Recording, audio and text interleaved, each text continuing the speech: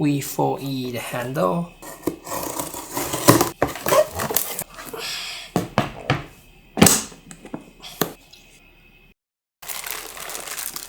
Oh, I never seen this before. It's a new LiDAR sensor.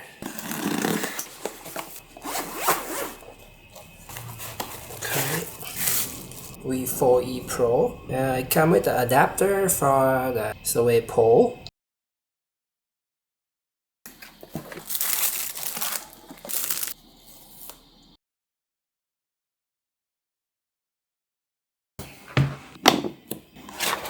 When you do the scan initialization, you don't have to put it on the floor like the P2. You can just start the scan and walk right away. I don't know who is the maker of this. It has a metal casing and the dome size is much larger than the Livebox 360. They have a space for putting in the V4E. This one is the mini RTK.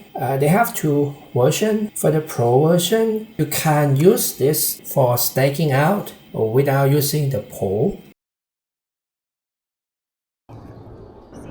I'm going to turn on the laser. Now you can see the laser dot on the floor. Stake point. This point I have to move forward 2.3 meters.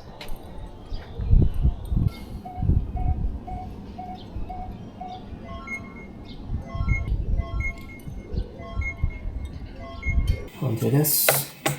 This whole set costs $3,000 US. With the non-pro version, I think it's $2,500. Next, you're gonna need an iPhone, and the minimum requirement is the iPhone 15. It doesn't have to be a Pro version or Max version, just the regular version. This is the cheapest model that can work with this. Cost me $640 US to make this review. Put this one on this port because below port is a charging port. This is data port. This LiDAR scanner has no internal computing unit, so it requires the CPU from your phone to processing the data during the scan. So there is no memory storage. Store everything that you scan in the phone's internal memory.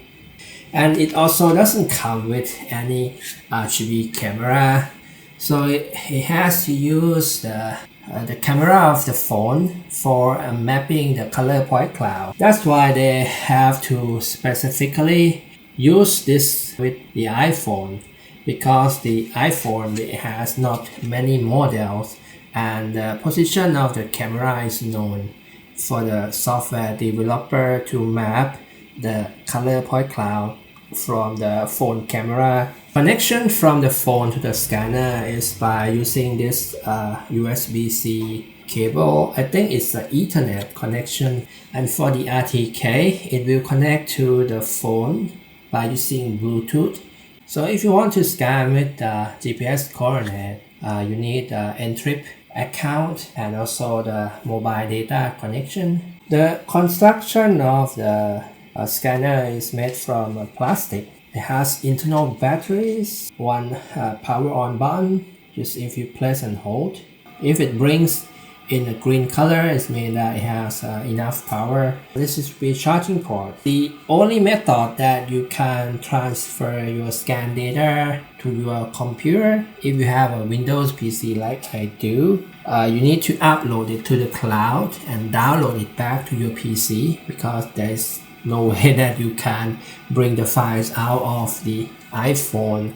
But if you are using a MacBook or iPad, they have a FJD Trion model iPad version. You can use the AirDrop to transfer the files. When you first install it, you need to do some setting on your phone. You need to click on the Ethernet and set the IP address manually. The instruction on the software will tell you what is the IP address and the subnet mask. This is only two settings that you need to do, and you have to do it only one time. You click on here Now it's already connected, and if you want to use the RTK satellite icon, click on setting, and now it's connect. And then you need to input the data from your entry provider. It's going to show you the status of the GPS reception here, and you can start by clicking on the scan. This warning that the RTK is not connect, so if you click on confirm, you can start the scan, but sometimes it will ask you to calibrate the color camera. I found that the color camera from the phone doesn't work well with the LiDAR scanner. It's not a fisheye camera, it's just a normal range lens, and you can see from the test result that I made, colorization point cloud doesn't look very good, and the files that you scan will be kept here, and you can also preview the files in 3D in your phone. It's a scan data. The live preview on the phone is not colorized. One thing that you should know, this iPhone 15 standard version, it has only 6 GB of RAM. The maximum scan duration is 10 minutes. You cannot scan longer than 10 minutes. The RAM will run out and it will crash. Right now it's the cheapest LiDAR scanner in the market. Okay, so let's see how it performs. It will ask you to calibrate the color. So I'm going to point it toward the wall like this. It's going to capture and calibrate itself. So now it's calibrating the color. So you scan the wall. It's give you a preview of the wall and the door. I'm gonna click on here, complete.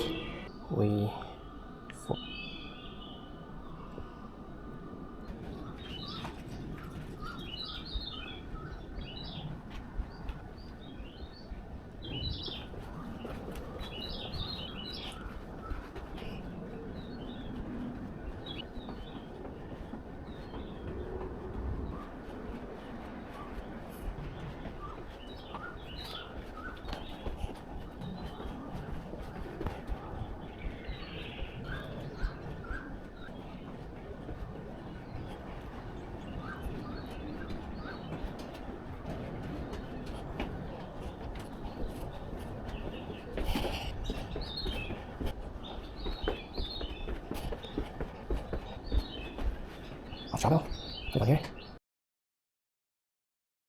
Okay, let's take a look at the color point cloud result from the V4E. Okay, so you can't see the gypsum board seam line, but it has color shifting, as you can see here. It's supposed to be just one single line, but it has two. Color mapping information is incorrect, and because the phone has a very narrow field of view camera, unlike the 360 camera on the P2, so it's going to give a lot of color artifacts. I have already aligned the first floor.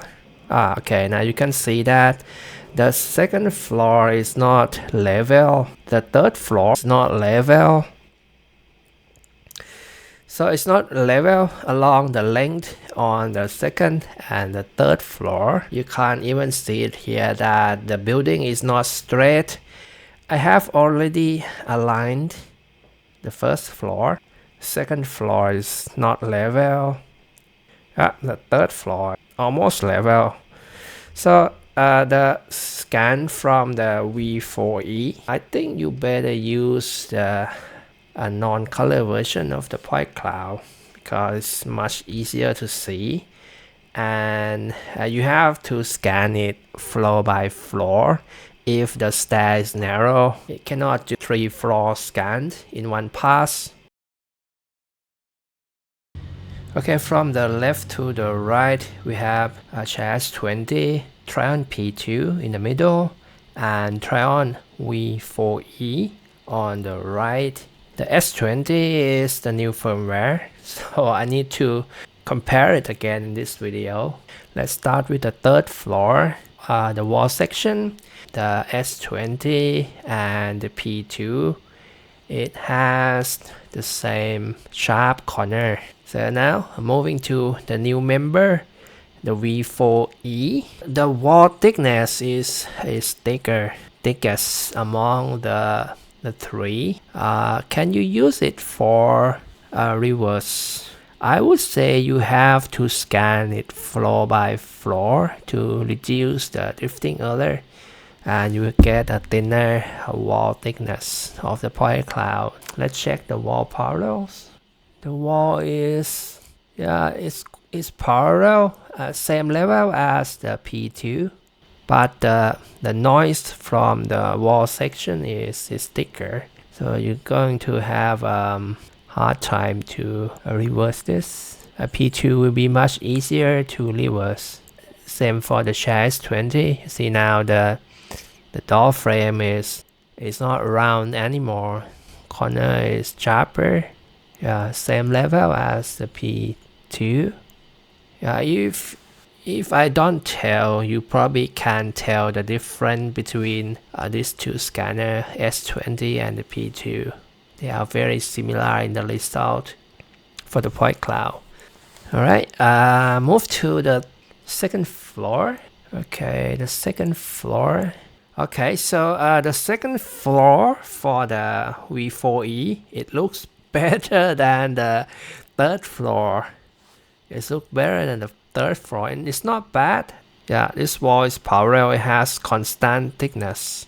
But when I scan this with 3D Maker Pro's Eagle, this room, this wall is not parallel for the Eagle. And you can notice that let's move to the first floor. Okay, the first floor for the V4E. The noise on the wall, really clean for the P2 and the S20. Okay, let's do the stair cross section. This will be the stair cross section for the V4E. Yeah, very good. I think it's sharp. It has more noise than the P2. Let's move to P2. Okay, that's with the P2. Yeah, the P2, the stair has a sharp corner and flat, or sharp corner on the ceiling and the floors. S20, new firmware. The S20 with the new firmware. Okay, now the S20 with the new firmware also has a sharp corner on the stair and the ceiling. Okay, this is the same for the C1 as well. So here the first point cloud analysis for the V4E. I'm going to connect to the RTK. So I have fixed solution. Starting the scan, it shows a fixed position. This one is in green color. Turn this into a 2D map.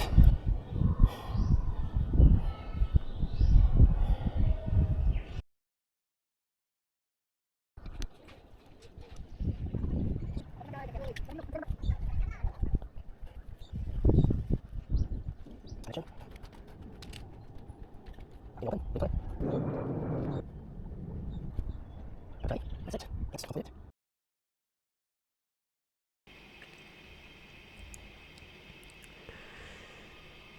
When you click on the point cloud, you should see the GPS coordinate. Yeah, there's a GPS coordinate display. So it's okay to scan a large map as long as you still have a phone memory. For iPhone 15, you can scan for 10 minutes. It has only 6 GB of RAM. So after 10 minutes, it's going to crash if you don't stop scanning. Let me look from top view. Yeah, it's probably okay for making the map from the scan.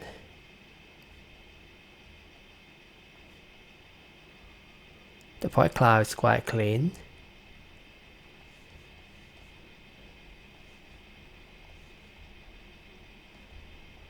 Yeah, when you use it with the RTK, it helps controlling the drifting earlier, and it's better than not using it.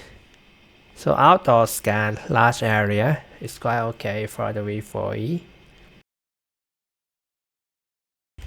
Okay, let's take a look at the colorization point cloud. On the location that the camera is facing, color point cloud will turn out good. But on the side, so you are not going to have a good colorization because it's not 360 camera. 1, 2, 3, 4, 5, 6. It should read 50 meters. Okay, so it's 29.966. It's about 34 millimeters earlier, so the accuracy is not on par with the P2. Okay, so here comes the conclusion of this LiDAR scanner. Number one, the scan duration is limited by the phone memory, which is 6 GB for this phone. So you cannot scan longer than 10 minutes with the iPhone 15. Number two, the colorization still has a long way to go. Back camera of the phone cannot give the coverage that can map all the point clouds in the 3D. Color point cloud from this scanner is not usable. And number three, tracking performance. Its track is lower than the P2. It cannot track when you enter a narrow corridor, narrower than 1.2 meters. I suggest that you scan it floor by floor to avoid drifting earlier. This LiDAR scanner comes with 150,000 points per second, while the LiDAR 360 is 200,000 points per second. This LiDAR scanner has the range of 50 meters, so it's 20 meters shorter than the LiDAR 360 from the P2. Okay, so here's my first thought on this V4E LiDAR kit. Thanks you guys for watching. I see you in the next video.